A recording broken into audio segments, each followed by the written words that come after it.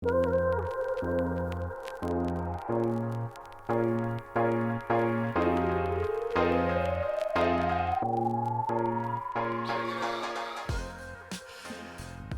à tous et soyez les bienvenus dans la famille. Soyez les bienvenus dans le podcast L'Esprit en Voyage. Je suis Fabien. Et je suis Eléa. Et c'est un immense plaisir de vous retrouver pour ce nouvel épisode. Le podcast L'Esprit en Voyage, c'est l'aventure de la vie, racontée par un frère et par une sœur, séparés par une décennie, pratiquement, et 10 000 km. Alors c'est parti, faisons un bout de chemin ensemble. Comment ça va Eléa ? Bah écoute, ça va, sous le grand soleil de Shanghai pour quelques jours avant le retour de l'hiver, mais ça va. Et toi ? Bah ça, écoute, toi tu le sais, on a failli pas faire l'épisode parce que je me suis cassé le nez cette semaine. Eh oui, on le voit pas, Ouais, mais... je me suis cassé le nez au foot, donc le sport c'est dangereux. J'allais récupérer un ballon et bim, un coup d'avant-bras ou de coude, je sais pas trop. Donc nez fracturé, déplacé aussi, donc j'ai dû faire une intervention anesthésie générale pour qu'ils me le... C'est à l'ancienne, hein, c'est à la mano, hein, anesthésie et paf, ils le remettent à la main. Et donc voilà, là, repos, j'ai une attelle normalement que j'ai juste enlevée là, parce que de toute façon elle est en train de tomber. Mais voilà, les aventures de la semaine. Est-ce qu'on devrait faire un épisode le sport après 40 ans, Fabien ? Le sport, c'est dangereux. Donc, je sais plus si c'était l'épisode d'avant ou peut-être qu'on en parlait en off de justement à quel point aussi le mouvement c'est important et le sport. Et on en parlera dans le prochain épisode. Mais ça peut être dangereux aussi, faites attention. Ah ouais, non, mais alors là, en plus... Et en fait, bêtement, hein, un coup est pas plus fort qu'un autre coup, quoi. Mais là, crac, Ouais. quoi. Le truc cassé net. Mm. Bon, le seul truc bien, c'est que finalement, voilà, ils ont réussi à me le remettre quand même. Et puis, et c'était pas trop douloureux, tu vois. Même quand j'ai eu l'intervention, là, anesthésie générale, j'ai pris un Doliprane après et c'était réglé, quoi. Donc, ça, au moins, c'était cool. Mais bon, c'est des aventures, quoi. C'est clair. Bon, je suis quand même un peu triste que t'aies pas ton attel à montrer à tout le monde, mais c'est bien. Ouais, Tant non, mieux j'ai si évité déjà... ça quand même. En plus, ça me gêne. Enfin, bref. Alors, je suis content que ça se soit réglé, quoi. Enfin, Ouais, ouais. Et toi, tu dis, ouais, c'est quoi là maintenant en Chine, c'est comme nous, c'est le printemps là. C'est pareil, non, mais voilà. Là, on est sur du 31 degrés, et on repasse à 14 degrés vendredi, donc Oui, mais voilà. tu fais bronzer. Voilà, c'est bon. Ça n'a aucun sens, mes amis, que voulez-vous, c'est comme ça. Mais écoute, non, je continue à lancer plein de petits projets, de petits projets. Je suis sur une grande année de tests et apprentissage sur plein de choses. Donc, je fais des tests au niveau de la communication de mes boîtes, au niveau des projets que je lance, des choses comme ça. Donc voilà, c'est cool, c'est pas toujours facile, ça marche pas toujours, mais au moins, voilà, on teste ça. Et puis aussi sur plein d'axes aussi de réflexion pour alimenter mon travail de coaching. On en parlera un petit peu tout à l'heure, mais donc voilà, dans les actualités pour l'instant, j'ai un programme de coaching collectif que j'avais lancé il y a quelques semaines. Et puis là, je suis en train de travailler sur un nouveau projet, je vous en parlerai. Voilà, Okay, et puis dans mes objectifs, parce qu'on avait fait un épisode sur les objectifs, voilà, je reprends le piano aussi petit à petit, donc ça c'est cool. Ah bien. Voilà, tous les T'en as un jours, chez toi ? là depuis 2 jours. Voilà, donc, okay. Donc je vous le dis, comme ça je vais être obligée de continuer et tu pourras faire c'est une bonne stratégie, hein, d'en parler. Exactement, comme ça, et tu pourras me redemander dans 1 ou 2 mois si je continue ou pas. Mais il faut bien commencer, c'est ça, il faut commencer un jour et il faut faire le jour d'après. Donc voilà, vous êtes mes témoins. Tu fais quoi ? Tu fais à la maison ? Ouais, j'ai récupéré un piano d'une amie à la maison, donc voilà, je m'y remets. Trop bien, trop bien. C'est cool. On a un gros programme aujourd'hui. C'est un podcast un peu particulier. Du coup, je propose qu'on... Alors si je voulais revenir un peu sur l'épisode précédent, parce que on a eu pas mal de retours. Et il y avait un point sur lequel je voulais revenir, qui était en lien avec le fait qu'on est influencé par notre cercle d'amis proches. Ce qu'on avait dit, on est la moyenne des 5 personnes que l'on côtoie. Et on sait que... Et j'ai eu pas mal de retours sur ça, sur l'impact que peut avoir le cercle d'amis proches, comment on choisit ses amis, comment le fait de choisir tel cercle plutôt que tel cercle, ça va nous influencer, etc. Et en fait, je voulais te parler d'une étude que j'ai lue, qui est une étude américaine qui est connue, où justement ils ont étudié ça. C'est finalement la part entre l'influence de la génétique et l'influence de l'environnement. Tu vois, qu'est-ce que Ok. finalement, Ouais. dans ton parcours, qu'est-ce qui est lié à la génétique, dans ce que tu es? Il y a plein de choses qui sont liées à la génétique. Ouais. Et qu'est-ce qui est lié à l'environnement. Et il y a une étude qui est super intéressante là-dessus, qui est une étude américaine, où, alors elle remonte un peu, elle a une bonne vingtaine d'années, je pense, une étude du Minnesota. Elle est accessible, vous pouvez trouver sur PubMed la publication. Et le point, c'est qu'ils ont interrogé des milliers et des milliers de jumeaux. Tu vois, ils ont pris plein de jumeaux. Et du coup, ils ont fait un interrogatoire sur plein de caractéristiques, que ce soit des caractéristiques physiques, des caractéristiques intellectuelles, comme le QI, par exemple. C'est pas forcément un bon indicateur, mais en tout cas, il a le mérite d'exister. Et du coup, ils ont montré forcément qu'entre des jumeaux, il y a une corrélation qui est très très forte. Par exemple, s'il y en a un des deux qui est très grand, logiquement l'autre, il va être très grand aussi, etc., etc. Et du coup, ce qui est hyper intéressant, c'est que dans leurs milliers et milliers de jumeaux, il y en avait aussi qui en fait étaient des jumeaux qui avaient été séparés dès la naissance. Ok. Et du coup, là, tu arrives à voir le distinguo entre l'influence de la génétique et l'influence de l'environnement. Ouais. Et ce qu'ils ont montré, justement, dans cette étude, c'est que, notamment sur les critères intellectuels, les jumeaux qui étaient dans le même environnement, forcément, il y avait une corrélation qui était très très forte au niveau on va dire de leur performance intellectuelle. Ouais. Et lorsqu'on prenait des jumeaux qui étaient dans des environnements différents, ils montraient globalement que l'aspect intellectuel était à 70% conditionné justement par la génétique et 30% conditionné par l'environnement. Okay. C'est-à-dire que des jumeaux qui n'étaient pas, qui n'avaient pas vécu dans les mêmes familles, eh ben, ils avaient moins de corrélation que des jumeaux qui avaient vécu dans la même famille. Mais par contre, ils avaient quand même plus de corrélation que deux personnes lambda prises au hasard, quoi, tu vois. Okay. Et donc ça, c'est intéressant. Ça montre que, bon, on a quand même 70%, enfin, dans leur étude, dans leurs critères qu'ils avaient pris, ils montraient qu'il y avait 70% qui étaient liés à la génétique. Donc, c'est quand même fort, mais bon, je pense que ça étonne quand même personne. Mais ça laisse 30% qui est quand même une marge de manœuvre qui est énorme en fonction de finalement là où on évolue, des choix qu'on fait, des cercles d'amis qu'on va côtoyer, etc. Donc ça montre qu'effectivement, on a une base de départ et puis on est aussi conditionné par notre génétique si on est grand, si on est petit, si on voilà, différents critères biochimiques aussi. Et du coup, mais tu as quand même une grande marge de manœuvre, quoi. Cette étude, c'était plus sur la partie vraiment quotient intellectuel ou intellectuel dans ce sens-là, ou tu avais aussi un peu le caractère, personnalité, autres, tu sais ou pas? Il regardait pas mal de choses. Alors, j'ai pas tous les critères en tête, mais il mettait surtout en avant le QI, ce qu'il disait comme critère principal, parce que je pense que c'était un des critères les plus simples à suivre. Après, il y avait aussi les critères, on va dire, physiques, mais critères physiques, on va dire, naturellement. Oui, là tu sais que... Bon. Là, la corrélation apparaît évidente à tout le monde, et puis l'aspect environnemental, quoi qu'il puisse exister, hein, parce que finalement, si tu es dans une famille où tu manges très très bien et une autre famille où tu manges très très mal, tu vas avoir un impact.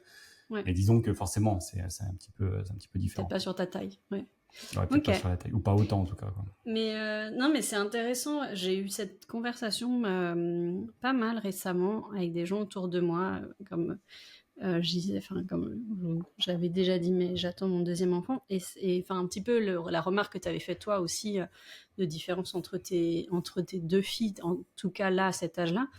Et c'est vrai que je me demande à quel point aussi, du coup, quelle est la part de ce pourcentage un petit peu dans ton caractère et dans ta personnalité, parce que forcément, quand tu grandis, alors l'éducation, même si ça vient de deux parents, elle va varier un petit peu, certes, mais ensuite, on avait parlé, je crois, un petit peu de l'épisode dernier de, par exemple, les étiquettes qu'on peut nous donner, où en fait, on va prendre une place, soit selon un petit peu le schéma qu'on nous donne d'être...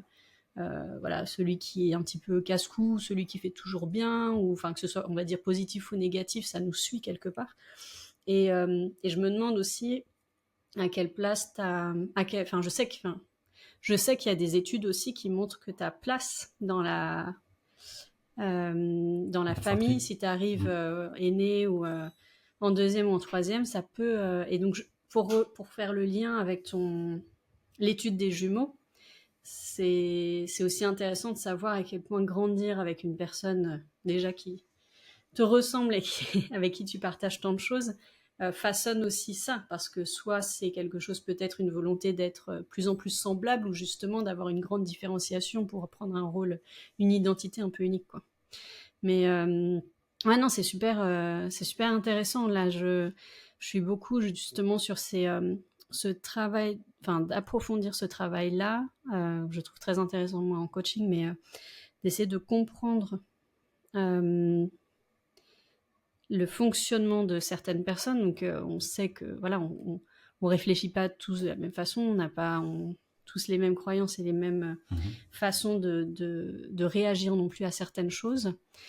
Mais je trouve que c'est toujours assez intéressant de se confronter aussi à, pour vous, des choses qui vont paraître très naturelles à faire ou à dire, ou des réactions qui pour vous sont très normales, de comprendre pourquoi une autre personne va réagir très différemment, ou va...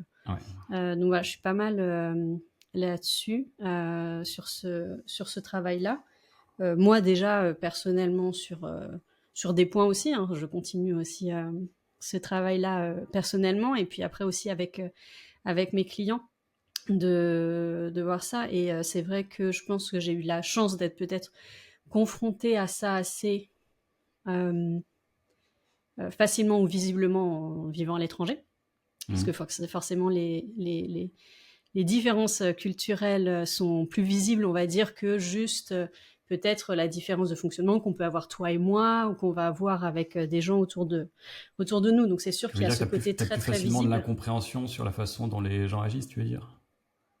Bah, c'est plus visible en tout cas, parce que ça va être une différence culturelle. Même si moi, alors je suis venue à Shanghai la première fois en études, donc après, bon, c'était un environnement différent, puis un cercle différent, et j'ai vraiment compris et pourtant j'ai fait un master en interculturalité, mais j'ai vraiment compris ce que c'était une différence culturelle quand je suis revenue ici pour mon expatriation et que j'ai commencé à travailler.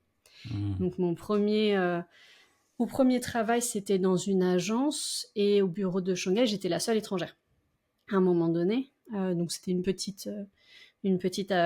bureau, mais je travaillais avec 5-6 collègues chinois. Et je me souviens, c'est la fois où il y a un de mes collègues qui était formateur. Donc on travaillait pour des marques de luxe, beaucoup étrangères, beaucoup françaises. Donc lui qui adorait le luxe, adorait la France. Et on parle, il me parle comme ça, face à face, et il était en train de manger en même temps. Et il sort un énorme euro. Mais en face de mon visage. Et donc, j'étais un peu... Et puis, il continue à parler. Donc, bon, ça m'a fait un peu rire. J'étais un peu surprise. Et je lui dis, mais toi qui es tellement raffiné, ce qui fait vraiment attention quand il s'habille, à des choses, et qui adore le luxe et la France, tu sais, c'est très mal poli en France de faire ça. Et Marianne me dit, oui, mais vous, les Français, vous êtes tellement vraiment étroit d'esprit, en fait. Et j'ai trouvé ça génial, parce que j'avais jamais eu ce retour-là de vision un peu cliché. Comment lui interpréter le truc. Voilà. Et c'est vrai qu'en fait, on parle beaucoup de la Chine, il faut pas perdre la face, de beaucoup de tabous. Et en fait, leurs tabous n'ont rien à voir avec nous, les tabous qu'on a. Et c'est là où tu te rends compte que finalement, il y a beaucoup de sujets qui sont très tabous. Pour les Français ou pour les Français au travail. Et moi, mes collègues, ils m'ont parlé de sujets que tu n'aborderais jamais dans un lieu de travail français. Donc voilà, pour vous donner un exemple, mais je veux dire, voilà, c'est différents niveaux. Donc tu as le côté interculturel, mais tu as le côté aussi de différence que tu peux avoir entre toi et tes voisins, de la façon de fonctionner, toi et ton conjoint, tes amis, etc. Donc voilà, moi c'est quelque chose qui m'intéresse assez, mais qui effectivement, en plus, quand tu prends des gens de la même famille, te rendre compte qu'il y a tellement de différences aussi, de savoir, c'est intéressant. Mais tu sais, ça me fait penser à une phrase que j'adore, une sorte de mantra, qui est que toute action est logique pour celui qui l'a fait. Et tu vois, ça m'a toujours beaucoup aidé, même pour la vente, etc. Je veux dire, mais à un moment, en fait, c'est trop. Quand quelqu'un fait quelque chose que tu comprends pas, c'est trop facile de juste se dire, en fait, non, mais lui, il est bête, ou alors il est fou, ou n'importe quoi. Il y a des fous, des vrais fous, mais finalement, c'est assez rare. Mais en général, toi, tu as l'impression que tout ce que tu fais, c'est logique. Et les gens, ils sont comme ça, en fait. Quand ils font des choses, pour eux, c'est logique de faire ça. Exactement. Et donc, en fait, c'est de se dire, mais si lui, il a fait ça en face de moi, c'est pour lui, derrière l'action qu'il a fait, il y a une raison. Pour lui, c'est logique de faire cette action-là, quoi. Exactement. Et ça m'a... Et notamment, comme je disais, dans le process de vente, quand tu veux, dans une activité commerciale, de comprendre en face le client et de savoir pourquoi il va aller vers telle direction, et comment derrière, justement, tu peux apporter des réponses à ses craintes ou autres. Ouais. Ça m'a énormément aidé, ce truc-là. Toute action est logique pour celui qui l'a fait. Ouais, tout à fait. Et je renchéris sur ce que tu dis, parce que c'est dans un des dialogues, je crois, d'Alexandre Astier qui dit qu'est-ce que ça veut dire d'être fou, qui est fou par rapport à qui, en fait. Et je crois que c'est un des accords de Toltec, si je me trompe pas, mais tu as aussi ce concept de dire, moi je parle beaucoup aussi avec mes clients, qui est, en fait, faut rien prendre, ça n'a rien à voir avec vous. Il ne faut pas prendre les choses personnellement. Les gens, ils ont une réaction, ils prennent l'information d'une manière différente de la vôtre, ils vont réagir différemment par rapport à ce qui se passe, eux, en interne. Dans une même discussion, je l'ai lu ce matin, dans une même discussion, il peut y avoir plusieurs conversations, en fait. Et donc, en fait, souvent, ça n'a rien à voir avec vous, comment les gens réagissent, ça a juste à voir à ce que ça a déclenché chez eux. Donc, c'est exactement ça aussi. Ouais, c'est l'accord Toltec, exactement. Ouais, je crois que c'est un des accords de Toltec aussi. Et non, mais c'est vrai que c'était trop cool, en tout cas, les retours suite à l'épisode dernier. Yes, c'est toujours intéressant. Toujours intéressant de savoir les choses qui entre guillemets, suscitent du questionnement ou des retours. C'est toujours bien. Écoute, je te propose qu'on passe au sujet du jour. Parce qu'on a un sujet du jour un peu particulier aujourd'hui. En tout cas, très différent de ce qu'on a fait jusqu'à présent. Même si on va voir qu'il y a quand même un lien fort. Puisqu'aujourd'hui, on va voir comment devenir libre financièrement. Quelle grande question. Ça, c'est un épisode qu'on vous prépare depuis longtemps, donc on est très content de... En tout cas, on en discute depuis un moment qu'il faut le faire. Et l'idée, c'est ça, c'est de parler d'indépendance financière. C'est un chemin que moi, j'ai parcouru, que je parcours encore, parce qu'en fait, il n'y a jamais de fin quand on est passionné. Alors, on va volontairement rester très généraliste. Le but, c'est que ce soit facile à comprendre. Et alors, pour moi, aujourd'hui, c'est plus moi qui vais parler... c'est moi qui ai préparé l'épisode. Et puis toi, du coup, Eléa, tu me poses toutes les questions comme si tu connaissais rien. L'idée, c'est exactement. ça. Voilà. Je rebondirai. Complètement innocente. Donc, du coup, c'est quoi devenir libre financièrement ? Donc, certains vont dire que c'est devenir riche, mais en fait, c'est plus précis que ça, parce que devenir riche, ça veut un peu rien dire. On peut être riche par rapport à quelqu'un et en même temps être pauvre par rapport à quelqu'un d'autre. Par contre, être indépendant financièrement, soit on l'est, soit on ne l'est pas, en fait. C'est un état. Le principe d'indépendance financière, c'est d'avoir des revenus qui sont aussi automatisés que possible et qui vont être décorrélés du temps de travail et qui vont permettre d'assurer son train de vie, tout simplement. Donc, c'est passer d'un état où en fait tu travailles pour avoir de l'argent à un état où l'argent travaille pour toi. Alors, avant tout ça, on va se demander, mais pourquoi devenir indépendant financièrement ? C'est la question, c'est toujours la question. Et en fait, j'ai trouvé une enquête de 2024, donc très récente, entreprise Rosalie, qui dit que 67% des Français ressentent un stress financier. Tu vois, c'est quand même énorme, 67%. Avec des taux qui sont plus élevés chez les femmes, 83%, et les jeunes générations, notamment la génération Z, 70%. Il y a plus de 59%, donc on est presque à 2/3, qui déclarent que le sommeil est mis à mal à cause de soucis financiers, et 42% relèvent un impact sur leur humeur et des effets négatifs sur leur libido. Ça impacte donc, tout. Quand même, ça impacte c'est tout. important. Ouais, mais c'est intéressant. Attends, laisse-moi rebondir sur deux choses. Déjà, j'aime bien ce changement entre effectivement liberté et indépendance, parce que une chose dont tu te rends compte, je trouve, quand tu commences à gagner de l'argent, peu importe, on va dire, ton niveau, ton âge, etc., c'est que tu as accès à d'autres choses qui vont changer cette perception de liberté et même de confort. Exactement. Où tu vas dire, en fait, c'est un peu ce qu'on voit avec les études où ils disent, oui, l'argent ne fait pas le bonheur, regardez les riches. Oui, c'est un peu ce concept de, en fait, tu vas accéder peut-être à d'autres, un autre confort ou d'autres cercles d'amis, etc., qui vont changer ta notion de liberté et de confort. Et en fait, si toi, tu n'as pas un objectif clair en tête, c'est un peu infini. Et non, très bien, cette étude, ça me surprend pas trop, on en parlera peut-être, mais de réponse aussi des côtés femmes, parce que je trouve qu'il y a c'est fou. une différence. Alors, ce qu'on voit aussi, il y a beaucoup d'études qui sortent récemment sur l'impact du mariage, Ouais. euh, sur la finance des femmes, une fois que si, enfin une fois, s'il y a divorce après. Et puis, je pense qu'il y a une grosse différence aussi dans l'éducation financière qui est faite. On en avait parlé un tout petit peu avec Ouais. la différence On dans va en les parler classes justement. sociales, mais c'est vrai, c'est un sujet aussi que j'aborde pas mal en ce moment avec mes amis, eux, Mhm. ici. Parce que moi, c'est un sujet qui m'intéresse de plus en plus, et c'est vrai que tu te rends compte qu'il n'y a pas trop ce côté-là, en tout cas, de vision long terme. Il y a un côté très Ouais. gestion budgétaire de la famille ou du quotidien, mais il n'y a pas forcément comment faire nourrir ça et comment faire fructifier ça. Ouais, exactement. Mais tu vois, moi, ma philosophie, si tu veux, c'est pas d'accumuler de l'argent pour en avoir le plus possible. Mhm. Tu vois, l'idée, c'est vraiment de se dire, bah, on a en fait tous besoin d'argent parce que c'est un Mm. moyen pour avoir quelque chose, quoi. Ouais. Et du coup, c'est de se dire, bah, ok, ça rejoint aussi ce qu'on disait sur le pourquoi, sur les Ouais, besoins qu'on peut avoir. exactement.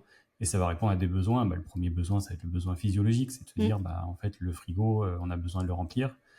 Et que le moment où justement tu atteins la liberté financière, bah, en fait ton frigo entre guillemets il se remplit tout seul et ça devient plus un souci Ouais, de se dire bah, comment je fais pour c'est remplir le ça. frigo quoi. Mm. Et puis tu as plein d'autres besoins, ça peut être un besoin de sécurité, tu vois, si tu es dans une région du monde Mm. qui on le voit bien en ce moment et les régions où il faut éviter, Mm. bah si tu as besoin de fuir cette région, d'avoir de l'argent ça peut t'aider ou même sans parler de ça, hein, ceux qui, là tu parles des femmes, il y a certaines femmes qui sont en couple, qui parfois sont pas en sécurité dans leur couple Mm. et Mm. ne partent pas aussi parce que justement il y a ce problème financier de se dire Exactement. ah ok Ouais. mais en fait je fais quoi tout Ouais. simplement quoi. Ouais. Donc l'argent ça va être quand même pas mal pour ça. Mm. Et puis sur ce que tu disais quand on augmente le niveau de vie, en fait il y a une étude américaine aussi justement qui a montré qu'il y a une corrélation entre le niveau de salaire et le niveau de bonheur Mm. jusqu'à 75 000 dollars par an. Ok. C'est-à-dire que globalement, quand Ok. tu jusqu'à 75 000 dollars par an, plus tu augmentes tes revenus, plus il y a une corrélation entre le niveau de bonheur que tu D'accord. estimes dans ta Ok. vie et tes revenus. Ok. Et par contre, justement, quand tu arrives à ces niveaux-là, bah, finalement, il y a d'autres besoins Mm. qui priment beaucoup plus, besoins relationnels, Mm. Mm. Mm. etc. Et là, en fait, l'argent, finalement, n'est plus aussi important dans le bonheur, dans les points de bonheur Ouais. que tu peux avoir, quoi. Ouais. Mais néanmoins, voilà, ça montre bien quand même que sur les premiers niveaux, entre guillemets, bah oui, ça aide. Ça aide, quoi qu'on en dise, ça aide. Bien sûr. Et tu vois, ça rejoint un petit peu ce que tu disais tout à l'heure sur la culture. En France, il y a beaucoup de tabous Oui. là-dessus, sur le fait de parler de Oui. l'argent, etc., qu'il n'y a pas du tout dans d'autres pays comme Oui. les USA que je viens de citer, ou autres. Mm. Et pourtant, il faut en parler. Et tu vois, moi si j'ai pris ce chemin-là, c'est pour plusieurs raisons, pour en parler de mon cas personnel. Le premier, j'en ai déjà parlé, c'est la question de la liberté. Mm. Tu vois, c'est d'avoir la liberté de se dire, bah, en fait, à un moment, tu prends ta vie et tu en fais ce que tu veux Mm. et tu es libre de te retrouver un mardi à 10h30 en train d'enregistrer un podcast avec ta sœur et tu vois, tu fais ce que tu veux, quoi. Et puis, aussi, il y avait quand même un besoin de sécurité, c'est de se dire que finalement, bah, je compte sur moi pour l'avenir. Mm. C'est-à-dire que demain, quand j'arriverai à la retraite, que je serai plus en capacité à travailler, bah, j'aurai capitalisé suffisamment pour pouvoir assumer quoi Mm. qu'il se passe et de me dire que je compte pas uniquement sur l'État enfin, voilà, aujourd'hui, on voit bien les finances de l'État comment elles sont. Mm. Déjà, dans 5 ans, on ne sait pas comment ça va se passer. Dans 10 ans, on ne sait pas comment ça va se passer. On voit déjà qu'on a reculé l'âge de la retraite, etc. Est-ce que dans, c'est quoi, 30 ans pour moi, 40 ans pour toi, est-ce qu'on peut être sûr à 100% qu'il y aura encore des retraites au Oui. niveau qu'elles sont en France? Est-ce que ça va être divisé moins Mm. 20%? Enfin, Mm. on l'a vu hein, dans des crises même récentes en Grèce, ils ont divisé par deux à un moment les retraites, Bien quoi. sûr. Donc, Ouais. si on est sûr à 100% que tout se passera bien et qu'on a confiance à 100% dans l'État, bah, tant mieux. Mm. moi, j'ai pas confiance 100% quand même. Donc, je préfère prendre les devants. J'ai préféré prendre les devants et puis au moins sécuriser ça. Et puis, si à côté, ça marche bien, je cotise quand même, ça sera tant mieux. Mais voilà, il y a aussi un côté sécurité là-dedans, quoi. Donc, Ouais, c'est sûr, c'est sûr. Non, c'est intéressant ce que tu dis, parce que je pense que c'est effectivement un sujet très personnel sur savoir c'est quoi notre rapport à l'argent, dans le sens, effectivement, qu'est-ce qu'on cherche avec ça. Donc effectivement, toi, c'est une notion de liberté. Je pense que pour beaucoup, c'est une notion de liberté, mais encore une fois, c'est soit la liberté de, à un moment donné, arrêter de compter ou de faire un budget pour faire ses courses. Peut-être pour d'autres personnes, ça va être arrêter de faire un budget pour partir en vacances. Enfin voilà, on a chacun des niveaux et des attentes différentes. Donc ce qui est important, c'est de savoir pour soi. Et après, de savoir effectivement, c'est quoi nos croyances par rapport à ça. Par rapport à l'argent, peut-être ce qui nous bloque, peut-être comment on le perçoit. Donc ça, c'est quelque chose de très personnel. Parce qu'en fait, après, chacun trouve son contentement à différents niveaux, quoi. Toi, ce que tu dis, c'est très bien l'exemple de dire, bah voilà, je peux faire un podcast à 10h30 un mardi. Après, est-ce que ça veut dire que dehors, tu as une Ferrari, un yacht et des choses comme ça et que tu bosses pas du tout? Non. Donc pour certaines personnes, ça va pas être, voilà. Mais tu as quand même cette liberté-là. Pour d'autres personnes, ça va être autre chose, quoi. Donc c'est ça qui est intéressant. Ouais. Mais ouais, je suis d'accord avec toi. Je pense que c'est un chemin. Enfin, moi, je te rejoins en tout cas sur le côté confort et puis le côté de. Bah, déjà, on va essayer de faire ça pour nous, personnellement. Alors, ça veut pas dire que c'est. Enfin, moi, je le vois pas comme quelque chose d'égoïste du tout. Au contraire, je le vois comme quelque chose de. Bah, déjà, je sécurise pour. J'essaye en tout cas de faire en sorte d'avoir assez pour me nourrir, me guérir s'il faut, tous ces besoins-là. Et comme ça, effectivement, après, ça peut être amené et avoir des conséquences sur un autre niveau, plus peut-être collectif, entre guillemets, quoi. c'est-à-dire, qu'est-ce que tu veux dire par là? Bah, soit ça veut dire effectivement ne pas avoir besoin de demander des aides, tu vois, si du coup Oui. je peux le gérer, on peut en termes de famille le gérer seul. Ça veut dire bah, peut-être aider des gens qui ont besoin, tu vois, de soutien ou d'argent, ou en tout cas faire en sorte que au moins mes enfants soient pas en galère plus tard et que je puisse les soutenir comme ça. Et au moins, voilà. Ouais, c'est clair. Bah, de toute façon, C'est un le chemin, point, quoi. c'est déjà. Tu sais jamais ce qui peut se passer, comme tu dis, quoi. Oui, alors, bon, après, encore une fois, il y a plein de chemins possibles, Ouais. mais ça ne veut pas dire vivre complètement en dehors de la société. Parce Voilà, que, c'est ça. en effet, Exactement. aujourd'hui, pour autant, je travaille énormément, Mm. parce qu'il y a plein de choses qui me plaisent de faire. Je prends soin de ma famille, de mes proches, Ouais, je exactement. paye beaucoup d'impôts, Ouais. etc. Donc, t'es quand même inscrit dans le collectif. Ouais. Par contre, tu sors, enfin moi qui étais salarié pendant 15 ans, tu sors du schéma aussi où en fait, bah, juste tu dois demander l'autorisation à ton N+1 comme si tu demandais l'autorisation à ton papa de pouvoir enregistrer un podcast, tu vois. Il y a un moment, c'est bon, quoi. Oui, c'est ça. Oui, Tu c'est une deviens différence souverain aussi. sur ta vie, sur ce que tu veux faire et sur Ouais. tes choix à 100%, quoi. Oui, Ça, donc toi, c'est tu une le sensation lis aussi. incroyable de liberté. Ouais, c'est ça. Toi, tu as aussi lié cette indépendance financière à une indépendance ou une flexibilité plus globale dans ta vie, en fait. Ouais, Si aussi, je mais vois ça bien. oui, aussi. Okay. Mais si tu veux, l'idée, c'est pas de faire le débat entre salariat et entrepreneur parce que finalement, il y a beaucoup de gens qui sont entrepreneurs, mais c'est une sorte de salariat déguisé, on va dire, quoi, tu vois. Oui, ou C'est juste que le statut est pas exactement le même, qui mais bon. sont pas forcément indépendants financièrement et Et qui pour sont pas du tout. qui. Ah non, mais Ouais, ouais. pas du tout, bien sûr. Qu'est-ce qu'il faut être entrepreneur pour être indépendant financièrement, Fabien? Non, pas forcément. Est-ce qu'on peut être Pas forcément. Enfin, on va le salarié? voir justement. Parce que justement, c'est la question du jour, c'est comment on fait. Comment Comment on on fait, fait? c'est ce qu'on va voir maintenant. Allez, C'est comment on fait pour devenir libre financièrement. Et donc, là, on sans va forcément parler, enfin, quitter le son but, boulot, envoyer sans chier forcément son quitter son boulot. Et le patron but, et c'est de parler parler à tout le monde, c'est-à-dire c'est ceux qui partent de zéro. Il n'y a pas besoin, enfin moi je suis parti de zéro. C'est de voir comment il y a le chemin, quel chemin suivre. Et on peut partir de zéro et y arriver. Et on va surtout parler de ça en fait. C'est ceux qui deviennent indépendants financièrement en une génération. Parce que ceux qui héritent entre guillemets, bon, ils héritent de grosses sommes, c'est un petit peu un sujet à part. Alors si vous partez pas de zéro et quand même vous avez partez avec comment dire, de l'argent de départ, c'est simplement que vous pourrez aller plus vite, mais en vrai, le chemin, il est le même, quoi. Est-ce que ça peut Les être... seuls qui vont être un peu moins concernés par ce chemin, c'est ceux qui vont être plus avancés en âge. Parce qu'en fait, dans la vie, en théorie, tu as une phase d'abord de création de patrimoine. Et puis après, quand tu es plus avancé, tu arrives dans une phase de consommation du patrimoine. Oui. Même s'il y en a qui créent du patrimoine pour toute leur vie. Ouais. Mais voilà, vraiment, quand on est dans cette deuxième phase, on est un peu moins concerné. Là, on va parler vraiment de la création de patrimoine et comment on fait tout ça. Okay. Et alors, comment on fait? Pardon, quand tu dis partir de zéro, est-ce que ça peut être pas forcément que financièrement, mais aussi juste, j'y connais rien, par quoi je commence, quoi.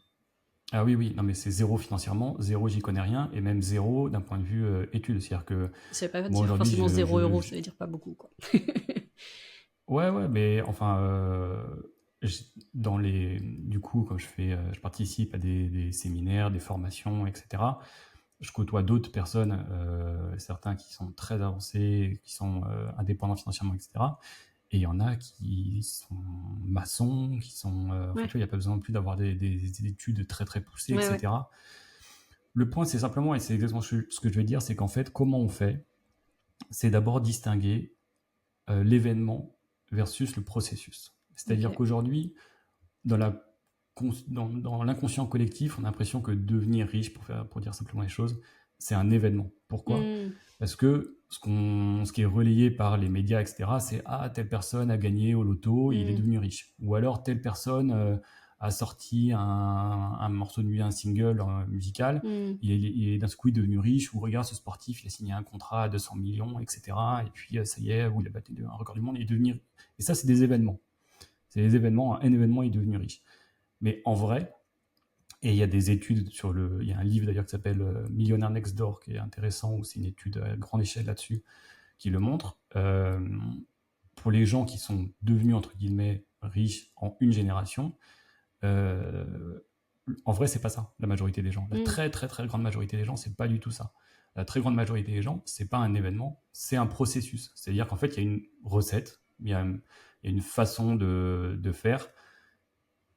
C'est pas facile parce que ça demande du travail, mais en vrai, c'est pas compliqué du tout. Et donc, c'est ça qu'on va voir maintenant, c'est comment on fait, quoi. Et moi, j'ai pris ce processus en 4 étapes principales. Et je fais un petit teasing à la fin. On verra en fait qu'il y a un secret des riches. Je crois qu'il y en a plusieurs de ce que j'ai entendu, mais ouais, ok, cool. Il y a un secret qui fait que la richesse, elle est facile pour eux. Okay. Et donc, en fait, on va voir qu'avec ce secret, ça va être facile pour tout le monde. Et pour commencer, alors avant de rentrer dans la première étape, je voulais parler d'un concept que peut-être tu connais, qui est très connu dans les discussions d'indépendance financière, qui est le concept de la rat race, qui est un concept de Robert Kiyosaki. Okay. La rat race, c'est, tu sais, la roue du hamster. Tu vois, c'est le hamster qui est dans sa roue.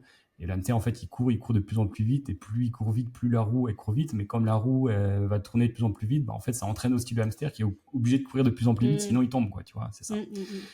Et... en fait, c'est de dire qu'on vit dans une rat race pour la plupart des gens, c'est-à-dire que on commence, on n'a pas beaucoup d'argent, et au fur et à mesure, on a un peu plus d'argent quand la carrière elle évolue, etc. Mais finalement, que plus on a d'argent, plus on va le dépenser. C'est-à-dire que on va s'acheter une voiture qui est un peu plus grosse, et du coup, ça coûte un peu plus cher à l'entretenir, etc. Notre logement va être un peu plus grand, mais du coup, on va payer un peu plus cher d'électricité, de gaz, on a de plus en plus de charges, etc., etc. Et en fait, c'est ça, on est dans la rat race, on est comme le hamster dans sa roue, et plus ça avance, plus on augmente nos charges, et plus on augmente nos charges, plus on a besoin de travailler ou d'avoir des salaires qui sont plus élevés, mais quand on aura des salaires plus élevés, on va aussi augmenter nos charges, etc. Et donc, c'est le cercle vicieux dans lequel on tombe pour beaucoup. Et c'est là, en fait, on fait la différence entre des gens qui sont riches et des gens qui ont une richesse. Parce qu'il y a des gens qui gagnent beaucoup, beaucoup, beaucoup d'argent, mais pour autant, il y a des gens qui sont à un salaire de la faillite. C'est-à-dire que s'ils n'ont pas le prochain salaire, ils ne peuvent pas payer leurs charges. Oui. C'est pas parce que tu gagnes beaucoup d'argent que tu le dépenses bien, entre guillemets, ou en tout cas que tu construis un patrimoine à côté. Ouais. Exactement. Et ça, moi, je suis sûr que toi aussi, si tu as discuté avec des collègues, moi, quand j'étais en tout début de carrière, où je gagnais beaucoup moins, j'ai commencé, moi, au tout début, c'était 1 500 €, et puis après, rapidement, j'ai eu 2 000 €. J'avais des collègues qui gagnaient exactement le même montant que moi. Moi, j'épargnais. Tous les mois, j'épargnais, je mettais de côté, etc. Et il y en a qui dépensaient absolument tout et qui disaient mais c'est pas possible, il me faut une augmentation, j'arrive pas du tout à ouais, m'en sortir, etc. Qui avaient le même âge que moi, la même ouais, situation, etc. Et après, quand j'ai gagné beaucoup plus d'argent, j'avais d'autres collègues, mais qui étaient toujours dans la même bien situation. sûr. J'ai toujours connu des collègues. Donc, Mm, c'est pas une question de revenus, si tu veux. mm, Ça existera toujours. Et en fait, Robert Kiyosaki, justement, il dit en fait une bonne façon de mesurer la richesse, c'est de mesurer combien de temps on peut vivre avec ses économies. mm, C'est de dire finalement, est-ce qu'avec les économies que tu as, si tu n'as plus tes revenus, est-ce que tu peux vivre un mois? Et dans ce cas-là, c'est en danger, quoi. C'est-à-dire que si tu as un problème et que le revenu ne vient pas pour une raison X ou Y, tout simplement, tu es à la faillite. Est-ce que tu peux vivre 6 mois? Du coup, tu respires un peu plus.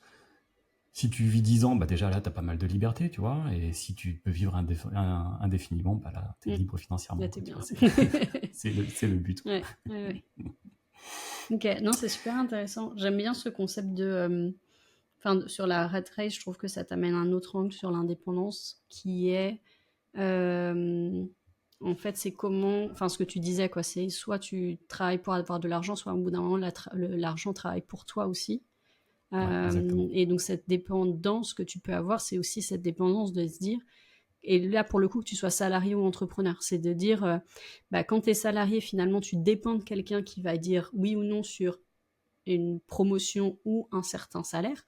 Et peut-être que, en fait, au bout d'un moment, oui, tu peux monter les échelons, mais il y a X heures que tu peux travailler par année. Et en fait, pour gagner encore plus, il va falloir changer de schéma parce que sinon, c'est juste pas possible.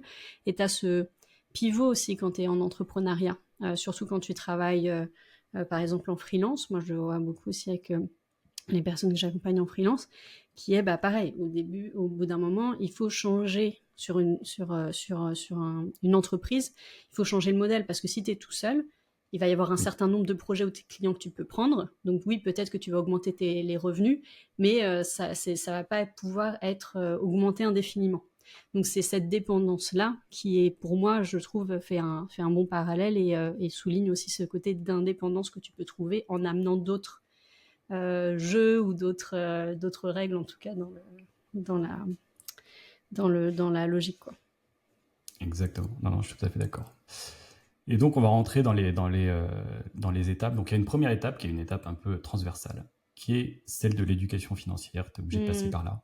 En fait, il y a quelque chose qui est très surprenant, enfin, qui m'a toujours étonné, c'est que tu fais 19 années d'études, et tu sors de l'école sans qu'on t'ait jamais appris les choses essentielles de la vie, enfin, au niveau financier, j'entends, sur comment payer des impôts. Alors, tu vas devoir en payer. Oui. À quoi ça correspond des tranches marginales d'imposition, comment tu fais un prêt immobilier, qu'est-ce que tu peux négocier, etc. Qui sont des choses qui vont fondamentalement impacter en fait ton niveau de richesse par la suite, quoi. Et finalement, tu peux passer toute ta vie à faire des efforts énormissimes pour gagner un peu plus d'argent ou une augmentation hypothétique, alors que tout simplement de passer quelques minutes chaque semaine, c'est des efforts beaucoup plus simples à faire et qui permet de gérer ça. Et on devrait tous savoir des choses, alors là on va en discuter, qui sont assez basiques, comme ce que c'est qu'un effet de levier ou des intérêts composés. C'est des choses Déjà, on a perdu la moitié des gens. mais justement, je fais exprès de dire ça parce que ça paraît compliqué, alors qu'en fait, c'est hyper simple. Et certains vont passer toute leur vie à courir après l'argent, mois après mois, sans jamais comprendre comment l'argent fonctionne. Et à mon avis, pour moi, la cause, justement, elle est double. Je pense qu'il y a une cause qui est, on a parlé tout à l'heure, qui est culturelle. Alors peut-être c'est un héritage du catholicisme, j'en sais rien. Mais il y a un côté où en France, l'argent, c'est mal. Et on n'en parle et pas être riche, c'est mal. Ouais. Et être riche, c'est mal. Mais même juste le fait d'en parler, en fait, il y a des familles où on ne parle pas d'argent. Ouais, les parents ne parlent pas d'argent à leurs enfants.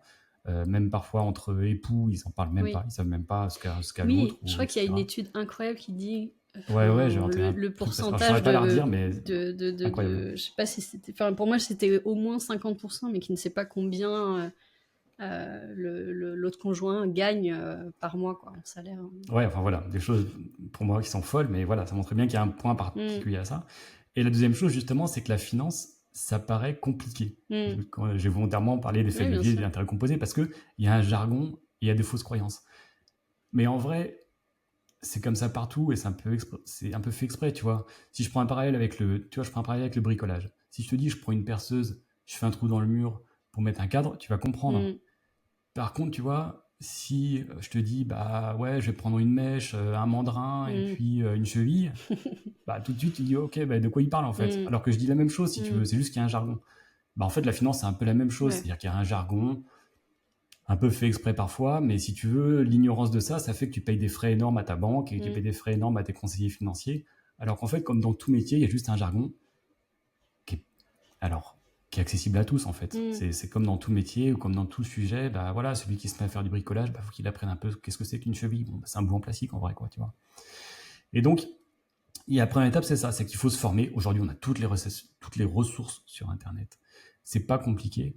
Et franchement, l'angoisse d'une vie sur un manque financier, on a vu les stats juste avant, hein, de sacrifier son sommeil, sa libido, 80% des femmes qui sont angoissées, etc.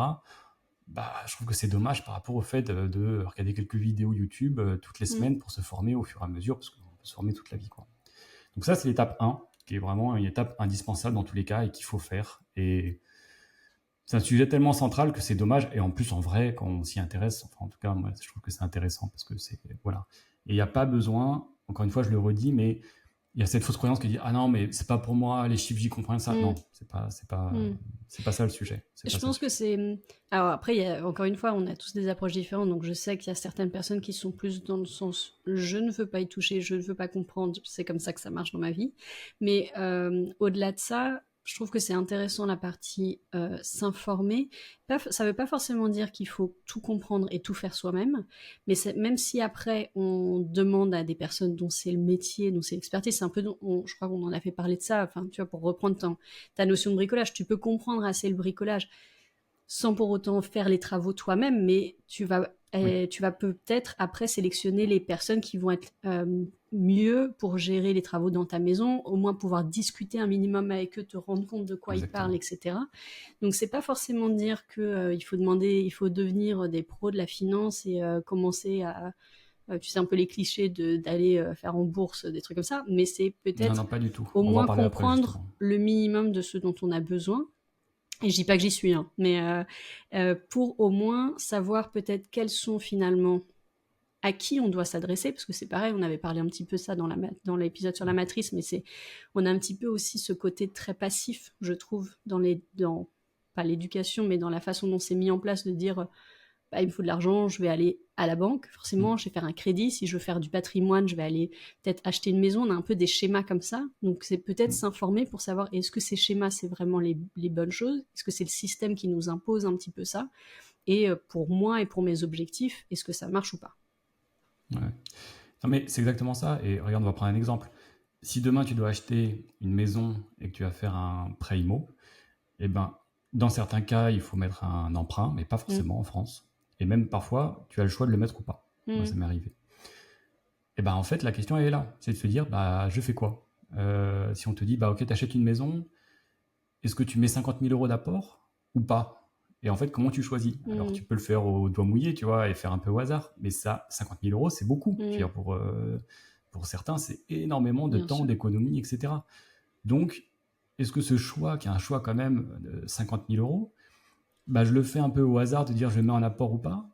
Et à côté, toute ma vie, par contre, tu sais, il y a un biais cognitif, c'est que toute ma vie, par contre, je vais regarder les yaourts, est-ce que je prends un yaourt à 1,10 € ou 1,20 €, tu vois? Et les 50 000 euros, je le fais au doigt mouillé, tu vois? Bah, en fait, c'est simplement ça, voilà, c'est de savoir faire ces choix-là. Et l'éducation financière, c'est ça, c'est de se dire, bah, est-ce que je les mets ou est-ce que je les mets pas? Pourquoi? Et tu vois, là, on parle pas de chiffres ou de maths, hein, c'est connaître ça. Et ça change toute la vie, en fait. C'est ces choix-là qu'on va faire, parce qu'on a plein de choix à faire toute notre vie comme ça. Et tous ces choix-là, bah, en fait, à la fin, ça fait des différences qui sont énormes. Et l'étape 2, qui est en fait la première grande étape, on est obligé de passer par là. Là, on part vraiment, j'ai dit, hein, on commence comme si potentiellement on commence de zéro. Bah, qu'on le veuille ou pas, la première étape, c'est qu'il faut économiser. Il faut réussir à mettre de l'argent de côté. Et ça, il y a deux façons de le faire. Le premier, bah, c'est de baisser les dépenses. C'est-à-dire que c'est comme une baignoire. Il y a de l'eau qui arrive, mais si la baignoire elle est trouée, bah, on peut mettre beaucoup d'eau. Si c'est un panier percé, bah, en fait, l'argent elle s'en va tout seul. Donc, il faut économiser, il faut trouver des solutions. Et là, il faut se regarder dans la glace, c'est-à-dire regarder ses comptes bancaires et se dire, bah voilà, est-ce que il y a des choses que je peux économiser? Est-ce que vraiment, par rapport à mon objectif et par rapport à mes angoisses, bah, je prends quand même ce Uber Eats toutes les semaines, ou est-ce que, allez, je me fais plutôt un plat maison et puis je mets de côté, etc. Et voilà. Je renégocie. En plus, maintenant, c'est par Internet, donc il n'y a même pas de timidité à avoir. Mon fournisseur d'électricité, mon fournisseur de téléphone, etc. Enfin voilà, il faut trouver des solutions pour économiser, mettre de l'argent de côté, parce que ça nous servira pour la suite. Donc ça, c'est un premier point. Et le deuxième point, bah, c'est aussi d'augmenter, bien sûr, ses revenus. C'est pour derrière, ça nous servira pour avoir de l'apport. Donc ça peut être d'avoir des augmentations de salaire. Donc renégocier son salaire. Ça, c'est pareil, il faut le faire. Si besoin, aujourd'hui, il y a 10 000 supports pour s'aider à aller voir son patron, négocier son salaire. On peut s'entraîner avec ChatGPT, etc. Oui, plein de vidéos sur plein de YouTube. choses. Ça, c'est une bonne solution. Une autre solution qui peut être intéressante, c'est de se dire, bah, est-ce que finalement, ça vaut le coup de travailler beaucoup plus d'heures, beaucoup plus durement dans mon emploi de salarié pour une augmentation hypothétique? Ou est-ce que finalement, c'est peut-être pas plus simple de lancer un petit business à côté, un side business? Et ça, il y a plein de trucs intéressants, faciles à faire ou qui peuvent être faits. Bon, l'entrepreneuriat, toi, t'es entrepreneuse, tu sais, mais l'idée souvent, c'est que les gens, ils attendent la bonne idée, mais en fait, c'est pas ça, entreprendre, c'est commencer, tout simplement. Les idées, il n'y a pas besoin d'attendre l'idée que personne n'a fait, il faut simplement se lancer, faire des choses que les gens font déjà. Enfin, quand Google, il a fait un moteur de recherche, c'était le 50e moteur de recherche, et aujourd'hui, ils sont numéro 1, quoi. Donc, il faut simplement se lancer sur des choses qui marchent.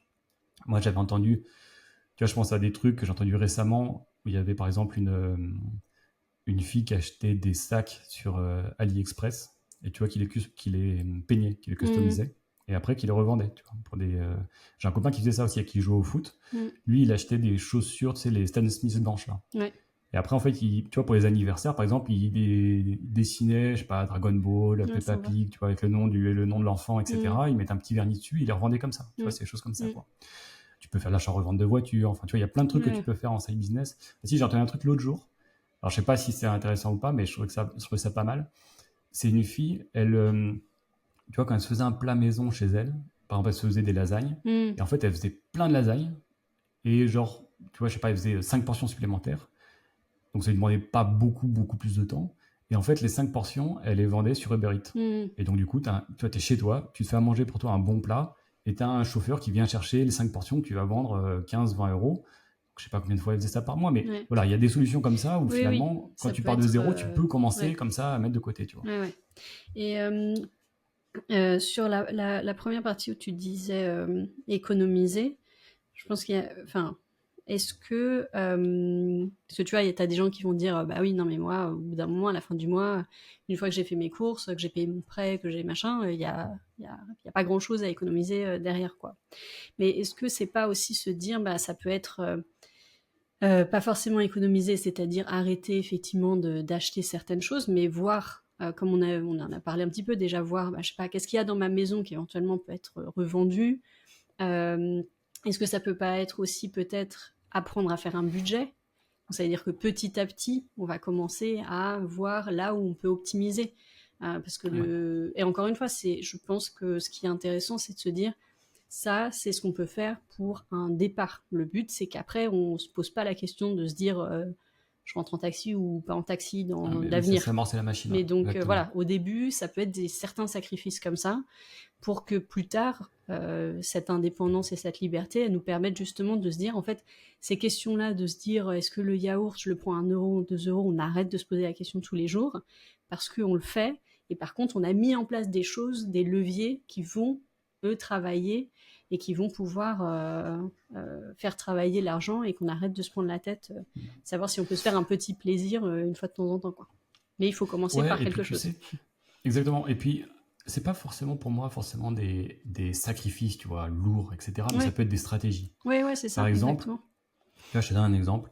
On est tous soumis à une impulsivité d'achat. C'est-à-dire qu'on est sollicité par les trucs. Ah tiens, je veux un jeu vidéo. Hop, bah en fait, tu vas sur Amazon, en 2 clics, tu l'as, il est livré le lendemain chez toi. Tu vois.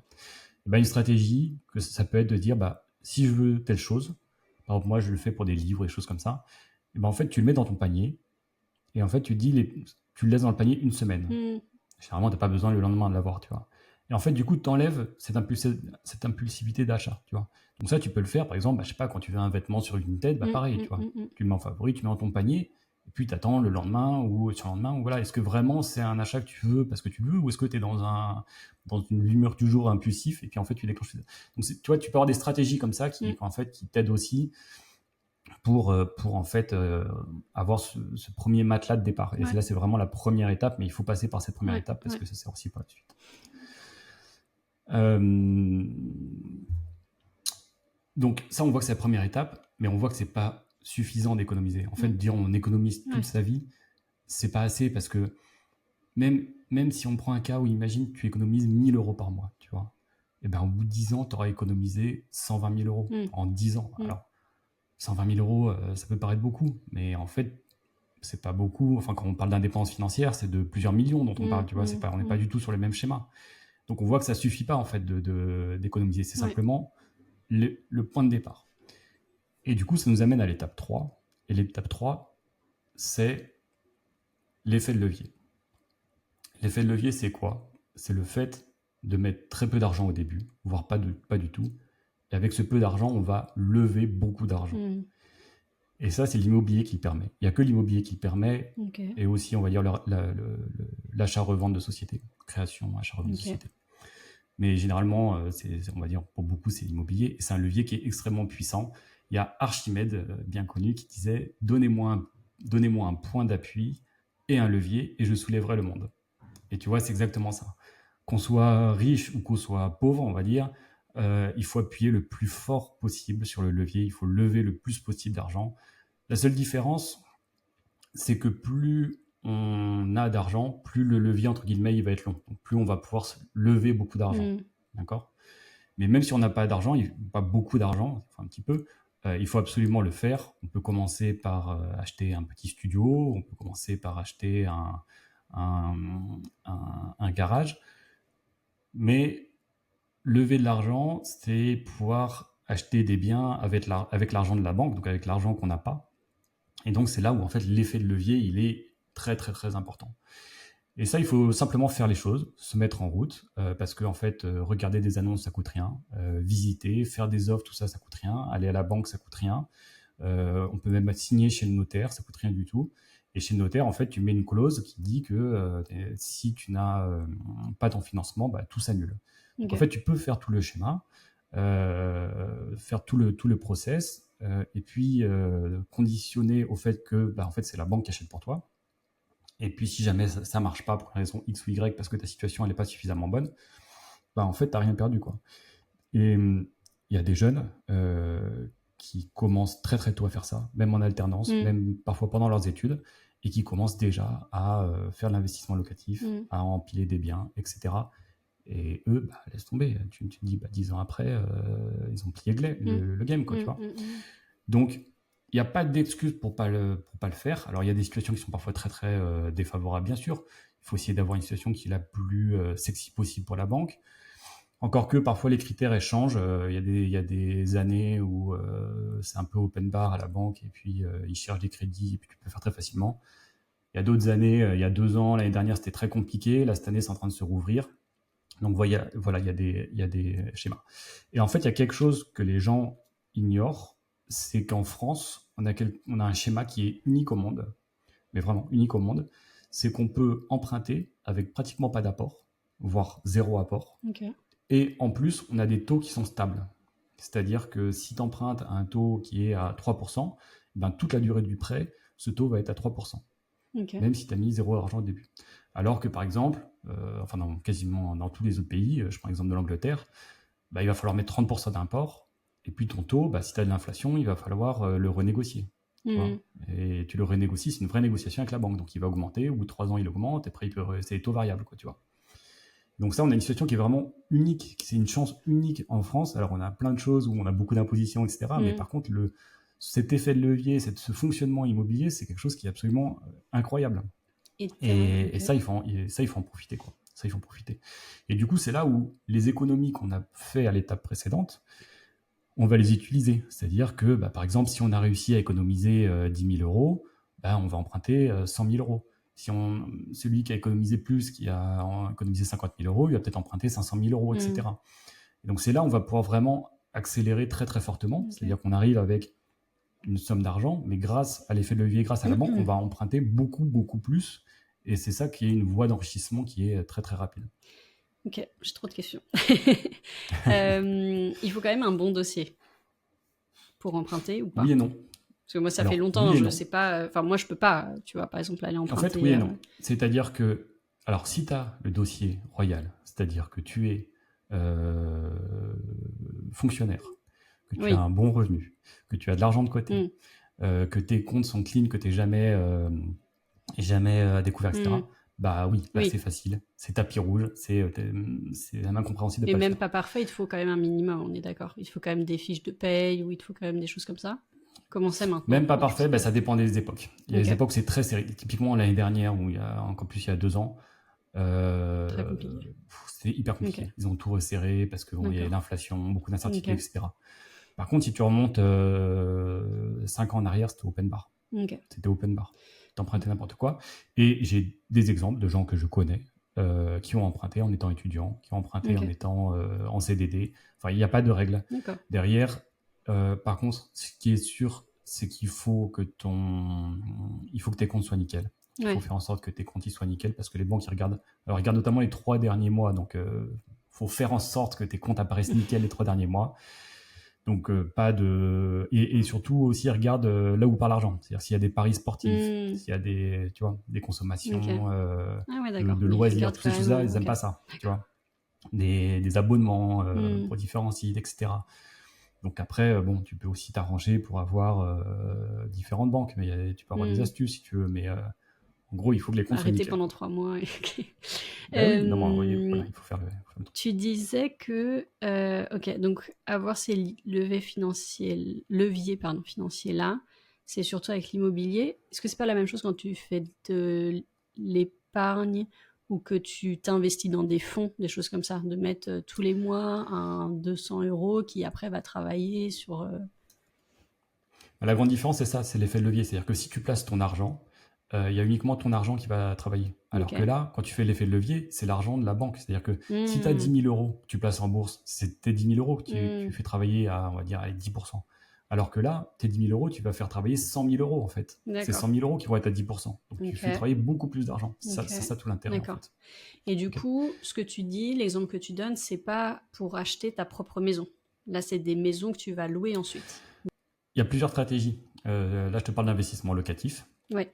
Mais après, tu as des stratégies qui sont très intéressantes aussi avec la résidence principale, notamment sur de l'achat-revente, notamment pour justement constituer ce match de départ. Ça peut être une solution en fait d'acheter bien une résidence principale, d'y habiter, de la revendre pas très longtemps après.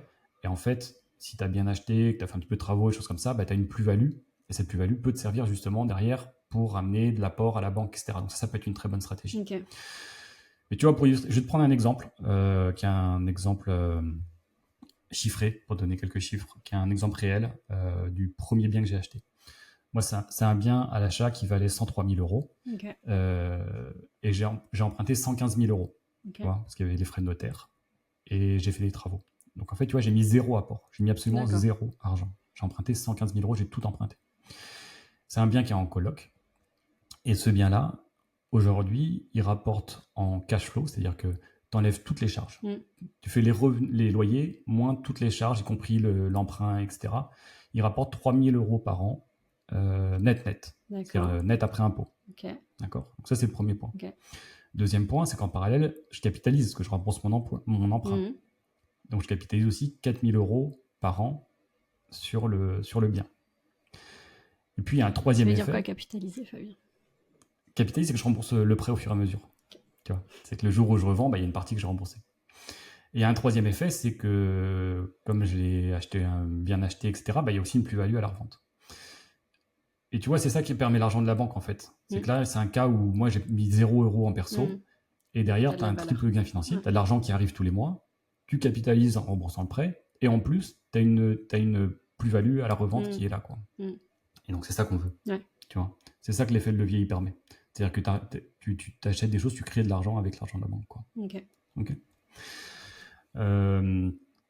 Donc voilà pour cette étape-là. La dernière chose que je voulais te dire, parce que souvent j'ai cette question qui me vient quand j'en discute avec des gens, c'est que d'un point de vue financier, il faut jamais rembourser un crédit immobilier en entier. Je ne vais pas rentrer dans les détails, mais globalement, financièrement, Tu veux dire ça en sert à rien. avance? Globalement. Ouais, en général, quand tu es rendu près la moitié du prêt, il faut mieux le vendre et utiliser l'argent pour autre chose. Parce qu'en fait, sinon, tu as la rentabilité qui baisse, tu as les impôts qui augmentent. En fait, c'est le taux de rendement interne. Et du coup, D'accord, ok. tu as en gros beaucoup d'argent qui est bloqué dans un bien qui rapporte, en taux de rendement interne, qui rapporte moins. Donc, une règle générale, c'est que en fait, il faut mieux. Typiquement, regarde, tu as ton bien à 100 000. Si tu as remboursé 50 000, parfois, il faut mieux rembourser et prendre les 50 000 et, par exemple, utiliser 50 000 en apport pour lever encore plus d'argent, par exemple. Ok.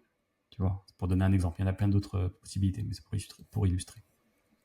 Ok. Et la dernière étape, une fois qu'on a fait ça, qu'on a constitué, du coup, on a utilisé, on a levé de l'argent. Alors, il faut itérer, il faut le faire plusieurs fois, etc.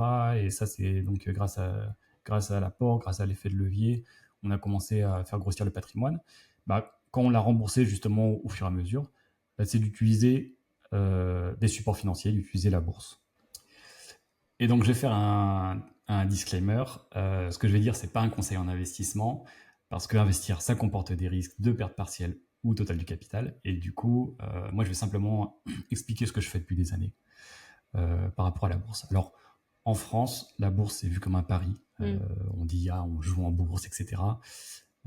Moi, personnellement, je suis très, très, très exposé. Mais par contre, je joue pas. C'est-à-dire que j'investis avec beaucoup de sérieux, beaucoup de certitude. Et d'ailleurs, je suis pas du tout joueur. Je fais jamais de paris sportifs. J'ai jamais joué au casino, etc. Donc, vraiment, c'est pas du tout un aspect jeu, c'est un aspect investissement avec beaucoup de certitude. Et ça vient là aussi. Je pense qu'il y a un concept qui est mal compris, c'est de différencier le risque et la volatilité. Et du coup, tu vas comprendre très facilement. Si par exemple, je te dis qu'on place 100 € sur un compte courant, et en fait, tu as zéro volatilité. C'est-à-dire que tes 100 €, tu les places aujourd'hui, c'est 100 €, dans un an, c'est 100 €, et si tu ne touches pas, dans 10 ans, c'est 100 €. Ok.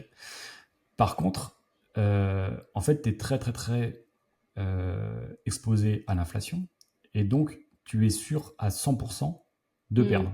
Donc, le risque, il est de 100%.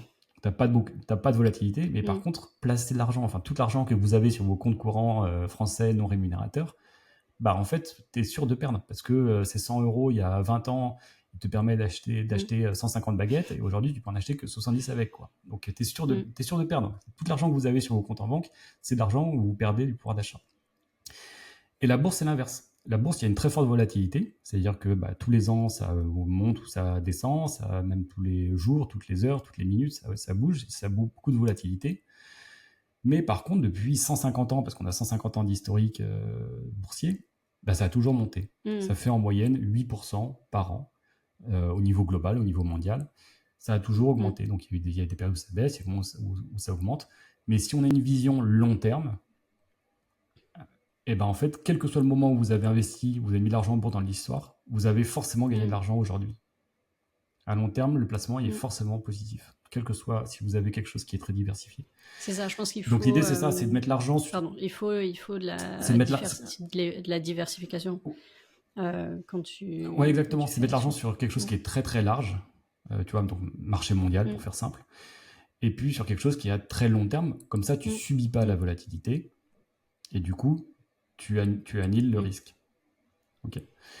Et en fait, ça, c'est des choses aujourd'hui. Alors, je ne vais pas rentrer dans les détails techniques, mais en fait, c'est très simple à faire. Ça prend 2 minutes par mois de faire ça, de pouvoir mettre ça en place. Mais il faut quand même. Ok, moi, j'ai pas trop cette vision-là de simplicité. En tout cas, après, moi, pour le coup, j'ai un conseiller financier qui s'occupe, tu vois, de mes investissements. Donc, de tout ça, ouais. Donc, je n'ai pas forcément pris la peine de t'as sans doute eu plus, enfin, tu t'es formé plus dessus. Je pense que c'est possible. Je pense qu'aussi ça peut être, enfin, je pense qu'il faut quand même s'y connaître assez bien pour pas faire n'importe quoi. Non. Alors, oui, il faut pas faire. Encore une fois, j'ai commencé par éducation financière, donc sûr qu'il faut se renseigner, etc. Et encore une fois, l'argent, c'est un sujet important, on l'a vu, hein, 82% des femmes sont préoccupées par le sujet, donc ça mérite qu'on s'y occupe. Moi, si je peux dire quelque chose sur lequel il faut commencer, alors toi, en plus, tu es en Chine, c'est un peu particulier, mais en France, c'est d'être sur un combo avec un PEA, s'intéresser au PEA, c'est bien, s'intéresser à ce que c'est qu'un ETF monde, par exemple, et s'intéresser à ce que c'est que l'investissement en DCA, c'est-à-dire de mettre de l'argent chaque mois de façon un peu robotisée. Ces trois notions, commencez par vous intéresser à ces trois notions-là, et en fait, déjà, vous aurez beaucoup de réponses. Ok. Quoi. Et c'est pas compliqué. En vrai, c'est pas plus compliqué que d'aller sur son appli bancaire classique et de faire un virement à une autre personne. C'est pas plus compliqué que ça. C'est vraiment simple. Par contre, en fait, ce qu'il faut bien comprendre derrière, c'est que là, justement, on a vu avec l'immobilier notamment, il y avait l'effet de levier. Là, ce que permet la bourse, c'est le concept des intérêts composés. Et l'intérêt composé, alors là, il y a une citation qui est attribuée à Einstein, qui dit que les intérêts composés sont la 8e merveille du monde. Il aurait dit ça, Einstein. Celui qui les comprend les gagne, et celui qui ne les comprend pas les paie. Okay. Et ça, c'est hyper puissant. Celui qui comprend les intérêts composés va les gagner, et celui qui ne comprend pas va les payer toute sa vie. Et c'est quoi le principe ? C'est que si tu as un placement, par exemple, à 10% par an, l'année 1, tu vas récupérer 10% de rendement sur ton capital que tu as mis, et l'année 2, tu vas avoir de nouveau les 10% sur le capital de départ et aussi 10% sur les intérêts que tu auras eu. Tu vois ? Et du coup, en année 3, tu as aussi des intérêts sur les intérêts, etc. Donc, tu fais des intérêts d'intérêts, tu as une croissance exponentielle, quoi, au final. Et et 10% par an, c'est possible. Hein. C'est ce qu'a fait l'indice américain, le S&P 500 ces dernières années. Tu vois, tu as le Nasdaq qui a même fait 12%, donc c'est pas des choses qui sont farfelues, quoi. Et ça veut dire quoi ? Quand on est à 10% par an, ça veut dire que le capital que tu as mis au départ, au bout de 7 ans, il double. Ça veut dire ça, en fait, pour traduire les choses. Donc, quand tu as un capital, tu vois, quand on parlait tout à l'heure, donc tu as ton capital de départ, tu fais de l'emprunt IMO, tu lèves de l'argent, tu récupères à un moment, tu vends. Une fois que tu as fait ça, tu le mets, et tous les 7 ans, en fait, ton capital, il double. D'accord ? Donc, ça veut dire quoi ? Si tu mets 100 000 euros, au bout de 7 ans, tu en as 200. Au bout de 14 ans, tu en as 400. Au bout de 21 ans, tu en as 800. Donc c'est là où tu vois que ça vaut le coup de commencer tôt. Oui, ça c'est sûr. Et là, on parle de 100 000 euros, tu vois. Donc tu as 800 000 euros, on part de 100 000. Si tu as 2 fois plus, si tu as 3 fois plus, si tu as 10 fois plus, tu vois le calcul, quoi. Et là, on parle sur un horizon de 20 ans. Donc quand on parle d'un horizon de capitaliser pour sa retraite, etc., tu vois tout de suite comment ça fait sens, quoi. Donc c'est ça l'idée générale. Mais encore une fois, oui, ça passe d'abord par l'éducation financière et s'y intéresser. Mais par contre, il faut avoir la vision long terme de pourquoi on le fait. C'est-à-dire qu'effectivement, si, comme on l'a vu, la majorité des Français dorment mal, ont des impacts sur la libido ou vont y penser toute leur vie, ça vaut peut-être le coup d'y passer quelques minutes chaque semaine. L'idée, c'est pas d'y passer 50 heures tout de suite. Oui, ce que j'allais dire, est-ce que ça prend du temps, surtout sur la partie où tu disais, par exemple, pour l'investissement, l'immobilier locatif, etc. Est-ce que ça prend beaucoup de temps ? Alors, plus ou moins, mais ça prend forcément du temps. Et c'est pour ça qu'à un moment, de toute façon, les gens vendent l'immobilier pour être plutôt sur des supports financiers. D'ailleurs, les gens qui sont très très riches, en fait, ils ont moins d'immobilier, après, paradoxalement.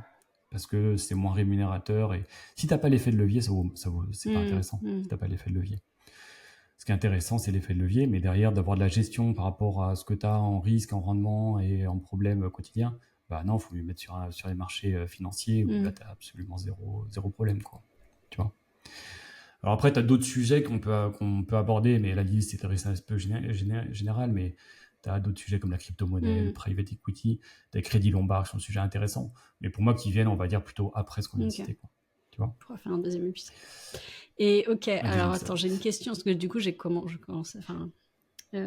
de plus en plus de podcasts financiers, etc. Et alors, c'est plutôt des Américains qui donnaient ce point de vue-là, mais j'ai l'impression que récemment, il y en a de plus en plus qui disent, bon, faut arrêter effectivement avec les schémas un peu à l'ancienne, un peu traditionnels, et notamment sur la question de l'immobilier de sa maison. et de dire que de cette vision de louer, c'est jeter de l'argent par les fenêtres tous les mois. Et ils disent non, en fait. Donc, alors, il y en a plusieurs. Il y en a qui sont pour, il y en a qui sont contre. Mais notamment, il y en avait deux qui étaient non, au contraire. En fait, acheter sa maison, en gros, ça sert à rien. Il faut mieux louer parce que ça amène du cash flow tous les mois. Et donc, justement, on peut l'utiliser après, cet argent, pour faire autre chose. Qu'en penses-tu ? Ouais, c'est une très bonne question. Bah, moi, j'étais locataire jusqu'à l'année dernière, tu vois. J'ai acheté la maison l'année dernière parce que justement, j'étais dans un schéma où là où je suis, louer coûte pas cher du tout par rapport à la propriété. Et à l'époque, les banques avaient des méthodes de calcul qui faisaient que justement, en étant restant locataire, ça m'était favorable. D'accord ? C'est moins vrai aujourd'hui, ça. C'est-à-dire qu'ils calculent plus de la même façon. Et c'est pas vrai aussi dans beaucoup de régions de France. Donc je pense qu'avant c'était beaucoup le cas, notamment en France, où ça valait le coup de rester locataire et de pousser à fond sur l'investissement locatif et justement pas avoir d'encours lié à sa résidence principale. Mais aujourd'hui c'est beaucoup moins vrai et dans la plupart des cas, je pense que ça vaut le coup de capitaliser sur sa résidence principale. Par contre, le grand danger, et là où il faut faire attention, c'est que généralement, quand on achète sa résidence principale, eh ben, on y met beaucoup de cœur et on achète des choses qui sont trop chères. Ouais. Et du coup, effectivement, on achète des choses qui sont très chères et on se grève la capacité derrière à refaire des investissements à côté. Donc, il faut savoir rester raisonnable. Encore une fois, c'est d'avoir en tête de se dire, bah, ok, peut-être que j'ai une maison où j'ai pas de chambre d'amis, mais si derrière ça me permet de faire des investissements et de pas stresser la nuit ou d'être libre financièrement, bah, tu comprends à long terme le jeu, quoi, tu vois. Donc c'est de faire ça en tout cas en connaissance de cause et de bien faire les choses. Après, quand c'est possible, encore une fois, c'est une vraie niche fiscale énorme en France, c'est de faire de l'achat-revente de résidence principale. Alors tu peux pas le faire 10 fois, sinon tu vas te faire rattraper fiscalement, mais tu peux le faire un petit peu. Quand c'est possible, notamment avant d'avoir des enfants, c'est plus facile. Bah, franchement, c'est un bon plan justement pour commencer parce que pour emprunter pour soi en tant que primo-accédant, c'est quand même assez facile en France. Généralement, il y a quand même beaucoup d'aides et les banques ils aident à ça. Donc derrière, si tu empruntes bien, que tu revends, que tu as réussi à mettre 10 000, 20 000, 50 000 euros de côté, bah, en fait, ça va t'aider pour la suite. Et si tu le fais 2 fois, 3 fois, ouais, c'est sûr. C'est parti, quoi. Oui, je pense que c'est ce qu'il disait, j'aimais bien cet angle de vue et pour rejoindre ce que tu dis, c'est que je pense que ça dépend l'objectif et c'est une question de choix, encore une fois. Donc si aussi tu as un côté... finalement, oui, parfois tu as aussi un côté émotionnel, mais qui est OK d'assumer, de dire, bah oui, en fait, j'ai envie que cette maison m'appartienne, j'ai envie que ce soit notre maison de famille. Et c'est pas forcément un super investissement financier, mais pour le coup, ça touche à d'autres choses que j'ai envie d'avoir. Et par exemple, il donnait l'exemple, par contre, au contraire, ce qui était beaucoup fait, je pense, avant la génération de nos parents ou avant, de dire mon investissement, c'est dans l'immobilier, ça va faire partie de mon héritage, cette maison, je vais pouvoir la transmettre à mes enfants, etc. Et ce qu'il disait, c'est qu'en fait, aujourd'hui, c'est pas vrai ou de moins en moins vrai, je trouve, est raisonnable parce que tu sais pas où vont habiter tes enfants. Il donnait même l'exemple de grandes, de maisons principales assez grandes, en fait. Comme tu dis, il y a l'inflation, donc en fait, si tu transmets ça à tes enfants, ils seront peut-être pas capables de l'entretenir et de vivre dans cette maison. Donc il y a toutes ces choses-là aussi qui sont à prendre en compte. Donc, mais ça rejoint ce qu'on dit de c'est quoi l'objectif et c'est quoi et c'est une question de choix de dire bah ok, je sais que c'est pas forcément le meilleur investissement ou c'est le bon investissement à ce moment-là, mais je fais ce choix-là en tout état de cause. Bah, exactement. Et tu vois, pour prendre ton exemple, si tu as une maison que tu veux léguer à tes enfants qui a un aspect émotionnel, parce que c'est une maison de famille depuis 10 générations, tout ça, enfin, on parle quand même de pas beaucoup de Français là, dans ce cas de famille, dans ce cas de figure-là. Mais non, mais tu as quand même ce schéma-là qui reste, je trouve, même encore dans notre génération, de dire il faut que j'achète ma maison, comme ça au moins je pourrais donner ça à mes enfants. Ouais, mais si tu as ce schéma-là, enfin, si tu as ce point émotionnel avec la maison, émotionnellement, il faut pas la vendre parce que c'est une maison de famille, bon, pourquoi pas, c'est d'autres critères. Mais si on parle uniquement de critères financiers, bah, les 200 000, 300 000, 400 000, on ne sait pas, 500 000, peut-être 1 million, c'est un château euros qui sont bloqués dans cette maison-là. Comme je te dis, si tu les mets sur le marché financier et qu'ils font x2 en 7 ans et x4 après au bout de 14 ans, tu vois tout de suite l'impact que ça a, quoi, tu vois. Exactement. Donc c'est simplement de connaître ça, et c'est ça l'éducation financière, c'est de comprendre un peu quelles sont les solutions que j'ai et quelles sont les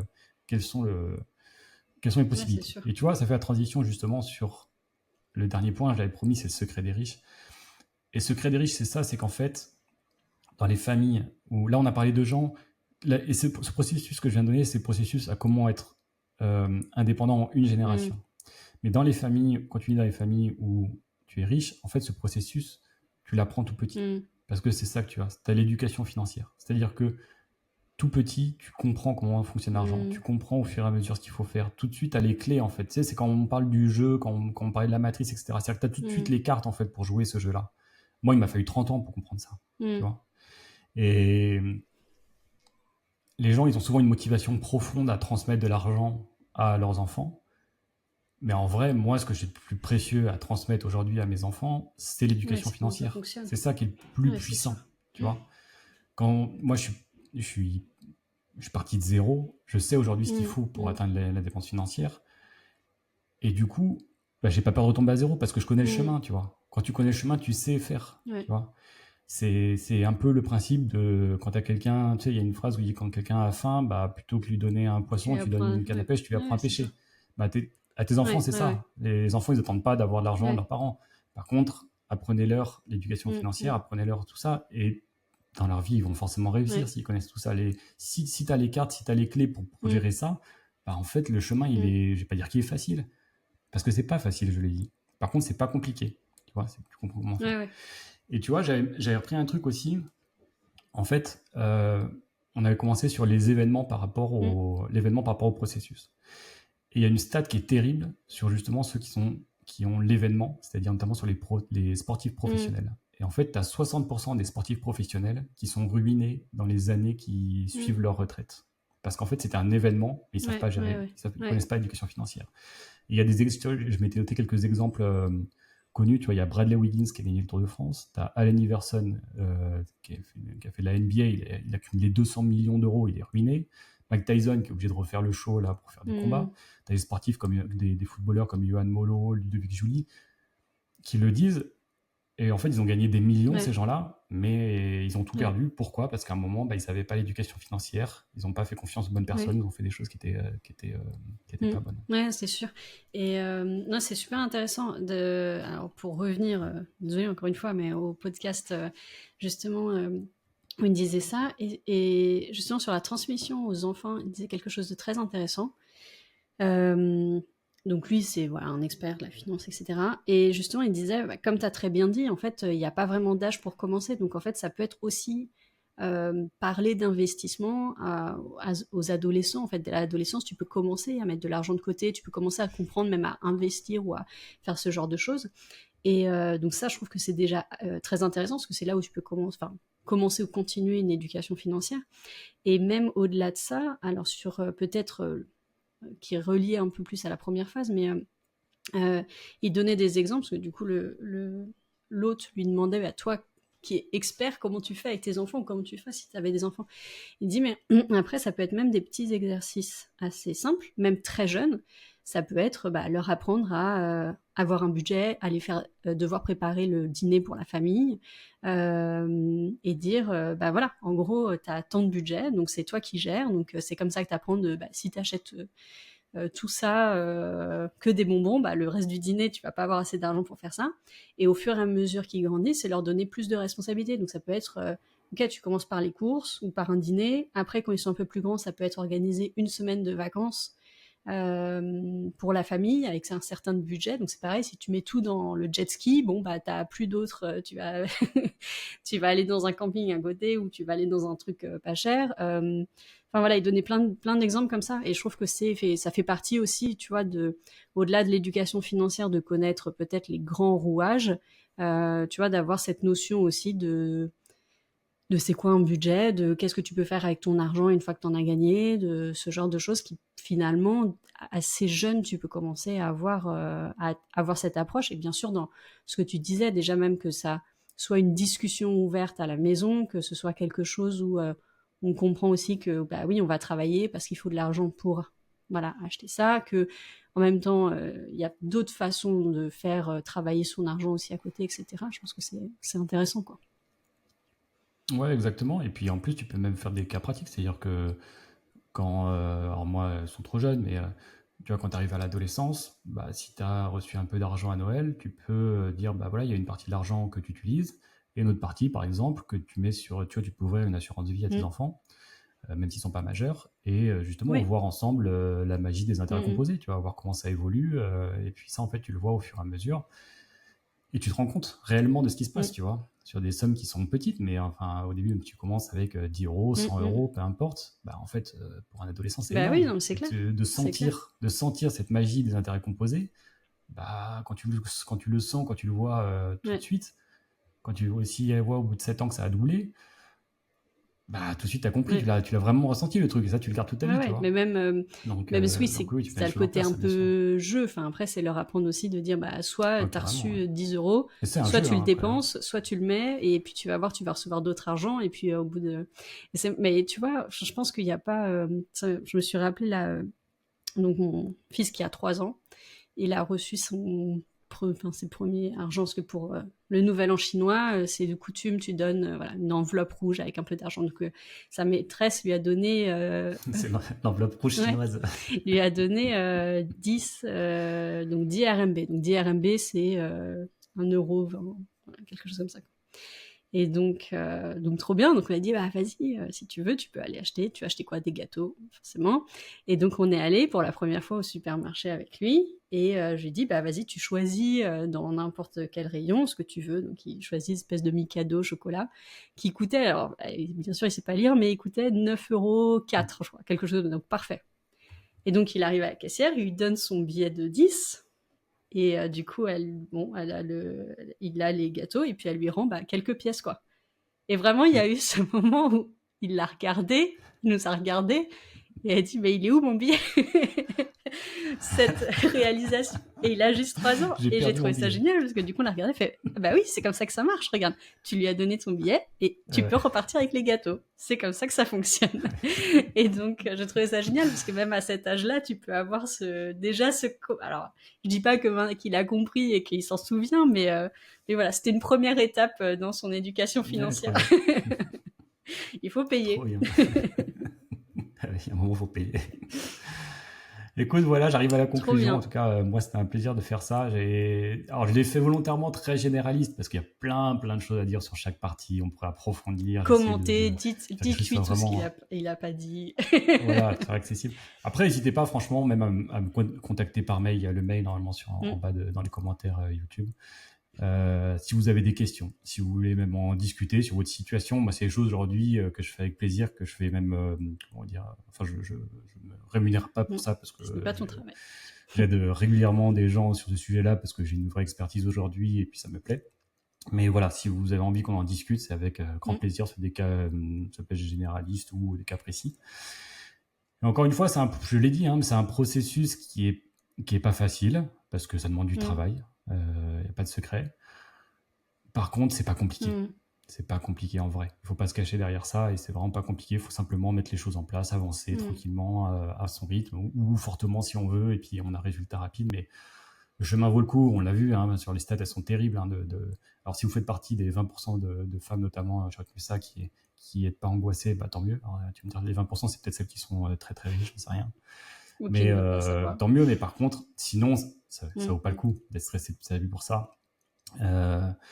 Donc voilà, maintenant vous connaissez le processus pour atteindre l'indépendance financière. En tout cas, ça a Alors marché c'est pour sûr, toi, en tout cas. ouais, et puis franchement, en fait, dans tous les cas, c'est un process qui est. Alors il y a toujours des exceptions, comme j'ai dit, hein, où il y a des événements, mais sinon, il y a des études là-dessus. Hein, je dis pas comme ça. Hein, j'ai parlé du livre de Millionaire Next Door.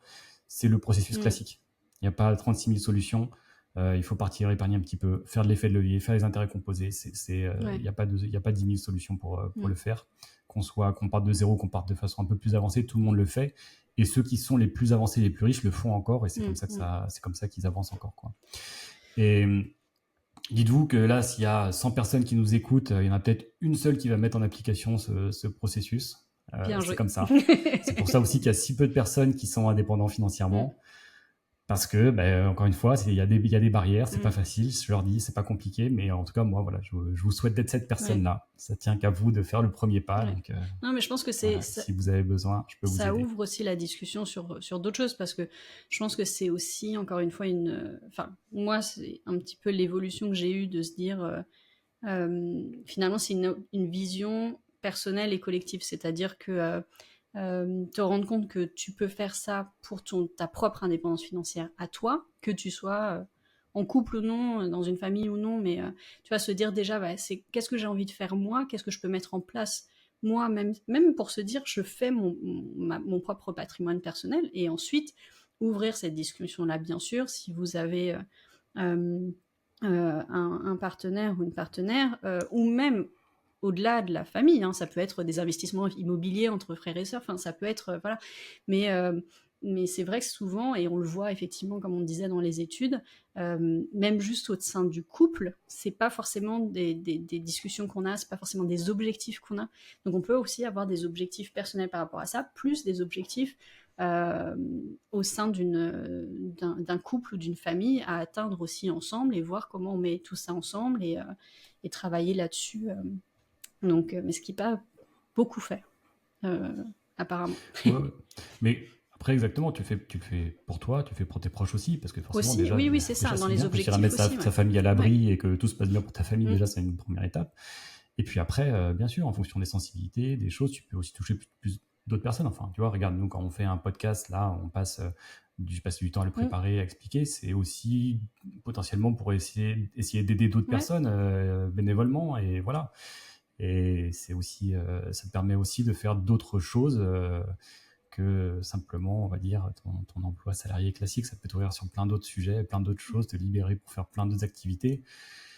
Et clairement, moi, je travaille pas moins qu'avant aujourd'hui, parce qu'en fait, je suis passionné par plein de choses, et j'ai plein de choses que j'ai envie de faire. En fait, alors dans l'indépendance financière, et je pense qu'il va falloir qu'on conclue, dans l'indépendance financière, il y a quelque chose qui revient souvent, c'est qu'on dit, en fait, celui qui est dans son canapé et qui veut devenir indépendant financièrement pourrait rester dans son canapé sans rien faire. En fait, il n'y arrive pas.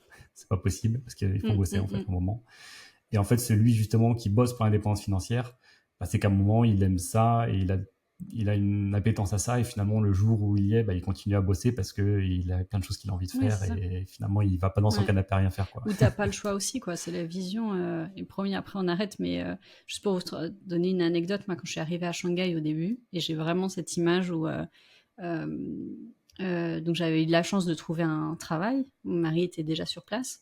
On n'était pas encore mariés à l'époque, et je me souviens, peut-être quelques semaines après être arrivée, mon boulot était pas sûr, enfin voilà, rien n'était sûr, j'étais à l'autre bout du monde. Alors j'étais effectivement avec mon mari, etc., mais c'est quand même dans une situation, voilà. Et je me souviens être allée essayer de retirer de l'argent et me rendre compte qu'il me reste presque plus rien, quoi. Et sachant que c'était à peu près tout l'argent que j'avais, voilà, quoi.